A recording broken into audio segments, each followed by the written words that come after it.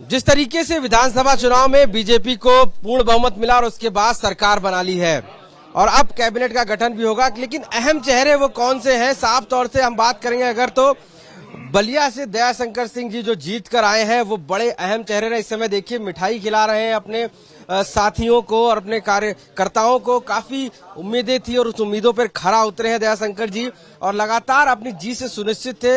ये पहली बार ऐसा हुआ जिस तरीके से बीजेपी के लिए एक अहम साबित हुए हैं और कहीं ना कहीं वो उन लोगों के साथ भी जोड़ा है जो लोग बीजेपी से दूर थे, यानी बीजेपी को एक मजबूत स्तंभ दिलाने में बड़ा रोल है।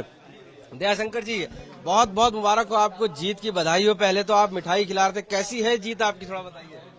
देखिए, ये उत्तर प्रदेश की ये बहुत बड़ी जीत है और ये 1984 के बाद ये पहली कोई सरकार है योगी आदित्यनाथ जी के नेतृत्व में जो अपने काम के बल पर दोबारा सरकार में आई है। और ये मैं कह सकता हूं कि माननीय मोदी जी और योगी जी ने जो योजनाएं गरीब जनता के लिए लाए और जनता को उसको सीधा उसका लाभ मिला, बीच में कोई बिचौलिए नहीं रहे, उसका लाभ ये मिला कि आज कोई घर नहीं बचा होगा, चाहे वो समाजवादी का घर हो, बसपा का घर हो, कांग्रेस का घर हो। आज हर घर में भारतीय जनता पार्टी को वोट मिला है। भले ही घर के पुरुष यदि अपने दल की भावना से वोट दिए हों तो महिलाएं जो है वो मोदी और योगी को वोट दी। हमने देखा कि आप बीजेपी में सिलेक्शन कमेटी में भी थे और लगातार लोगों को आपने जोड़ने का काम किया, बीजेपी के लिए एक बड़ी टीम तैयार की। चाहे कोई भी दल से आ रहा था, आपका नाम पहले आ रहा था कि आप ही उसके कर्ता धर्ता लेके आ रहे हैं, तो एक बड़ी टीम बनाने में कितनी अहम भूमिका थी आपकी? नहीं, पार्टी ने भाई बहुत वरिष्ठ जनों के साथ मुझे जोड़ा था। माननीय पूर्व प्रदेश अध्यक्ष जी लक्ष्मीकांत बाजपेयी जी उसके चेयरमैन थे, दो डिप्टी सीएम उसमें मेंबर थे, सबसे मैं छोटा था और मैं उसमें क्योंकि मैं छोटा था, काम मेरे पास कम था, बाकी लोगों के पास और दायित्व थे, तो उसमें मैं सक्रिय ज्यादा रहता था, समय ज्यादा देता था और उसके कारण पूरे प्रदेश से हम लोग कम से कम 200 से ज्यादा बड़े नेताओं को, जो विधायक और पूर्व विधायक रहे, मंत्री रहे या अपने जो पार्टी में उनकी एक बहुत बड़ी पहचान थी, ऐसे लोगों को पार्टी से जोड़ने का काम। बलिया से लड़े, बड़ा कयास लग रहा था कि आप पहले लखनऊ से लड़ेंगे, फिर बलिया से लड़े और ऐसी सीट से लड़े जहां से जीत कर आए हैं, जहां पर कहीं ना कहीं समाजवादी का गढ़ माना जाता था कि वहां सीटें निकलेंगे और वहां से आप जीत कर आए हैं। क्या कहेंगे अपनी जीत को लेकर बलिया से? देखिए, बलिया के लोग ने जो काम हुआ है, मैंने पिछले 5 वर्षों में जो माननीय मोदी जी और योगी जी का जो काम हुआ, जिसमें मोदी जी के 5 कामों में से एक बड़ा काम उज्ज्वला जो बलिया से ही उसका प्रारंभ हुआ था 1 मई 2016 को, तो घर घर में जो मैंने गैस कनेक्शन पहुंचा, शौचालय पहुंचा, राशन पहुंचा और लोगों को आवास मिले और मैंने किसान समृद्धि योजना का लाभ डायरेक्ट लोगों को मिला। तो मैं ये देखा कि इस बार का चुनाव जो था ये कोई कैंडिडेट नहीं लड़ रहा था या कोई कहे कि मैं नेता लड़ रहे थे, ऐसा नहीं था। जनता स्वयं में आगे थी और उस काम को मोदी जी और योगी जी एक ऐसे देश के नेता बने लाल बहादुर शास्त्री के बाद।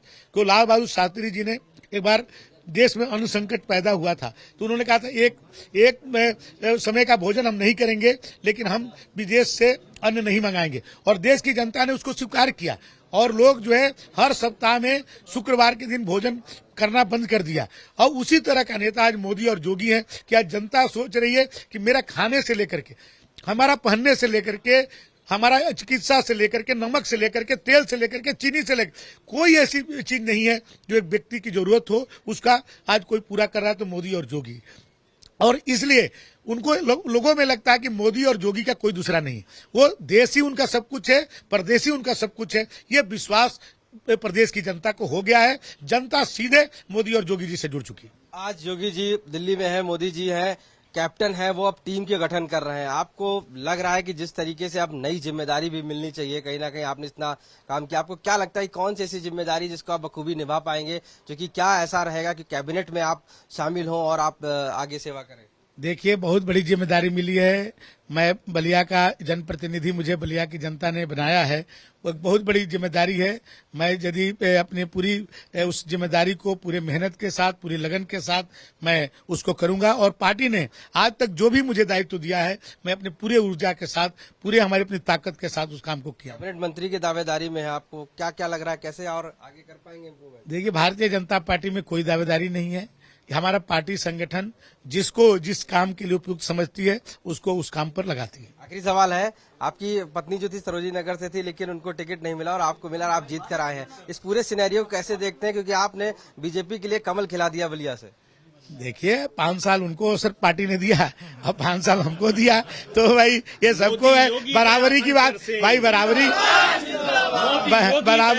बराबरी की बात होती है भाई। दोनों को अवसर मिला, 5 साल उनको अवसर मिला, लखनऊ की जनता ने दिया और आज बलिया की जनता 5 साल के मेरे लिए अवसर दिया है, तो दोनों उन्होंने भी अच्छा काम किया, मैं भी बहुत अच्छा काम करूंगा। ठीक है, बहुत शुभकामनाएं।